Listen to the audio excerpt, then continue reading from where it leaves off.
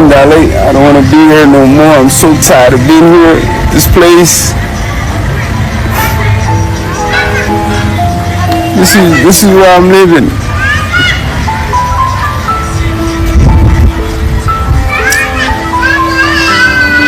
I'm so tired of it. It's just like, I want to go back. I don't want to be here no more. I don't cut my hair. I don't shave. I don't do nothing. I just want to go back.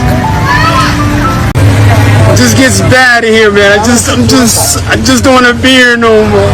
I pray to God just. I'm just tired of you guys talking about me and just always talking shit. These guys just don't even know how to just leave me alone. I'm just so tired. What is this? Trump turned 20. Yeah. You're a Trump supporter. No. They gave us these wristbands right before we entered Mexico. We had to wear them to get food. If you didn't wear it, you got nothing. Everyone had to put it on, even if you didn't want to. Do you hope to go back into the US in the future and start your life again? I wouldn't think twice. Life was safer over there. But I don't know how to get out of this. The truth is that living like this is extremely difficult. That's the truth. It's very difficult. Sometimes I sit and wonder what I'll do next, but there's no answer. That's the reality here in Mexico. Just wanted to help you out a little bit. There's $200 for you. Thank you, man. Thank you, sir. All right, man. Until 2025, I used the term illegal immigrants. I didn't even realize what I was doing. I was so conditioned to hearing those things that I used that term. And I don't have anyone I can go apologize to in person, so I just wanted to confess this here and let the world know that I know better now and I'll do better. I am ashamed that I ever referred to another human as illegal.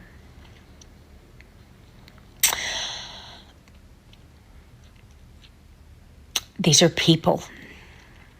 These are people that have every right to be on this planet as each of us.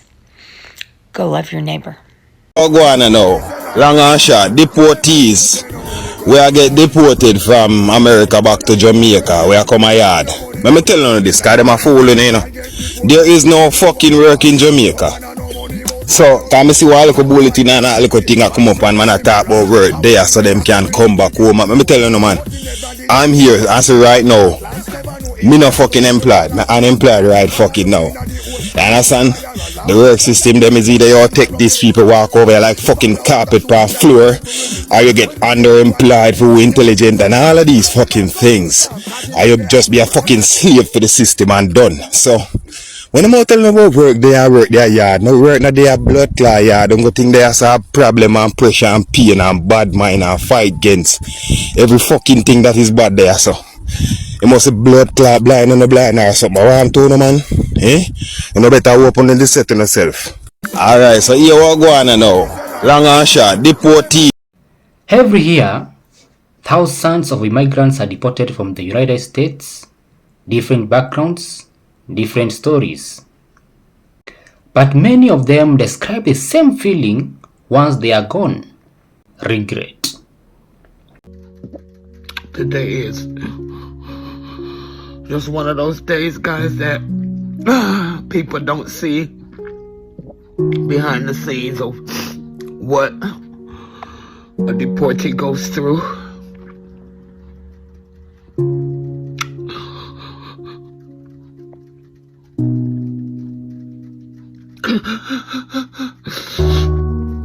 The thoughts, living alone with your own thoughts.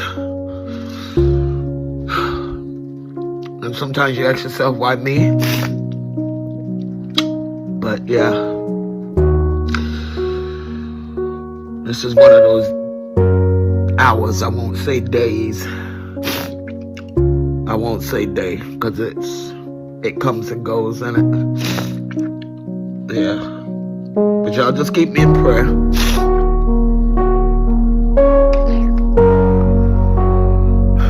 Just something I have to go through. And it's part of my healing process. Yep. Y'all be blessed. Yes, I got deported after 20 plus years and 97+% of my life in the United States. ICE agents picked me up in Chicago and threw me in jail for 3 weeks because my parents did not file my paperwork correctly. They brought me to the United States on a visa, overstayed that visa, had opportunities to appeal it in court, and my father did not show up to court. Now I'm in the United Kingdom, and this country sucks. And it has made me more America first, because you see that outside of London, all of England is a third world country, a dump. I hate it here, and I am excited and ready to go back to the United States, but I have a 10-year ban to wait out, and I'm waiting to bring my fiance over because I had a wedding scheduled that I had to cancel. And it's taken everything in me to forgive my parents for what they've done to me and what they've caused, but I'll keep. And this is what people on the left and the Democrats don't understand that they're doing when they, bring these illegal aliens in. And eventually when somebody like Trump comes in and kicks them all out and, and does interior enforcement, which no other president has ever done really, to this extent, they come in and then all of a sudden these families are ruined.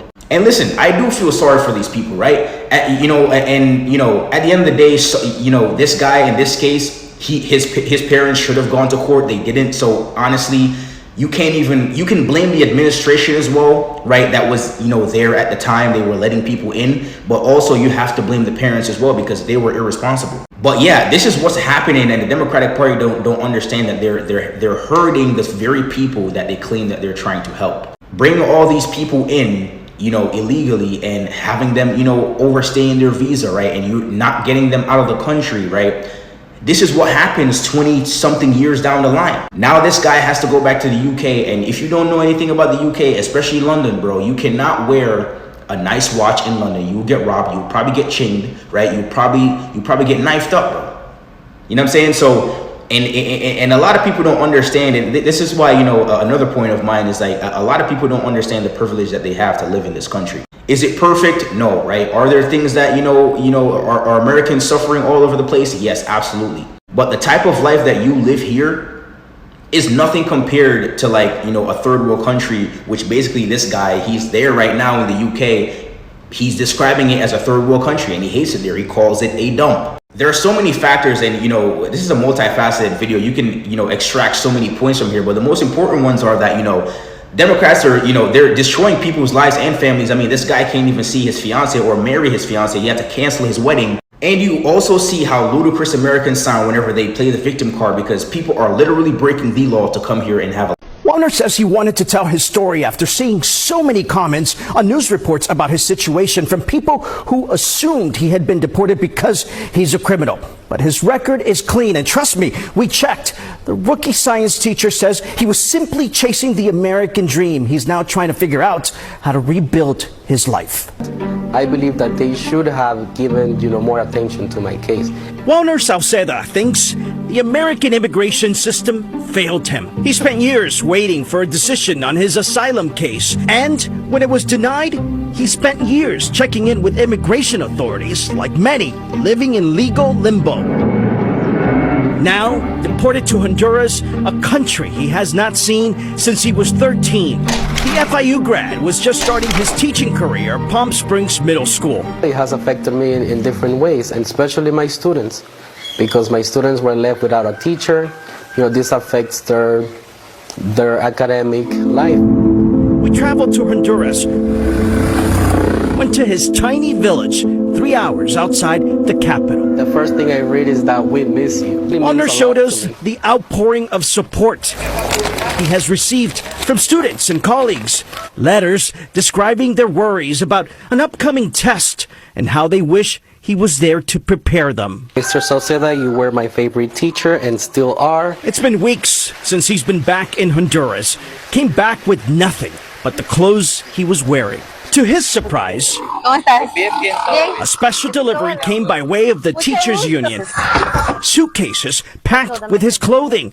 The stuff he left behind, things that really matter. His college degree, the teaching certificate, and those letters from students and his colleagues. Why did you decide to go to Honduras?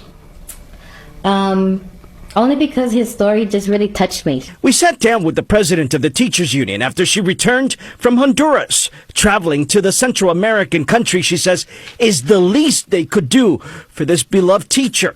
They also raised money for him. Walner's case is a clear example, she says. Our immigration system is broken. I think everybody can agree on that as well. But we gotta fix it, because these are good quality people that deserve a chance and that are making an impact and doing really good things in our community. In the Palm Springs classroom, there's still hope Walner will return. Back in Honduras, Walner told me he would if given the chance. But for now, he's adapting to a different world. The sad part is leaving my family behind. Faith, he says, has helped a lot. Called himself a lifelong Christian whose church is literally next door. But I ask God for peace, and I know that God is providing. And if I'm here in this country, it's because He's going to provide. Of course, we wanted to speak with other teachers about Walner's impact in the classroom, but the district told us no one volunteered. We later learned school administrators sent an email asking them not to comment on the issue. This video isn't about one person. It is about patterns, experiences shared by many migrants who are deported. And it is not about politics or blame. It is about understanding what life actually looks like after deportation. Because most people never hear what happens next. For some immigrants, deportations means returning to a country they barely recognize. Limited job opportunities, lower wages, and support systems that no longer exist. Many had built their entire adult lives in the US. So when they are deported, they are not going home, they are starting over from zero. One of the most common sources of regret is family separation.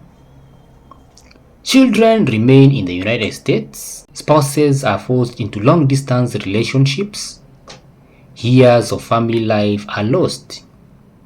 Some deported immigrants arrived in the US as children. After deportation, they struggle with identity, feeling like outsiders in both countries. It is important to say this clearly. Not every deported immigrant expresses regret. Some rebuild their lives, some adapt. But even among those who moved forward, many say they underestimated the consequences. And there is one part of deportation that almost no one talks about: the long-term effects. Economic instability, mental health challenges, and the permanent separation from family members they may never see again. These are realities repeated across many deportation stories. Deportation doesn't just remove someone from a country, it reshapes lives, that is for immigrants, families, and communities. Understanding these stories doesn't require agreement, it only requires listening. So guys, what are your thoughts on the long-term impact of deportation? Share your perspectives respectively in the comment section.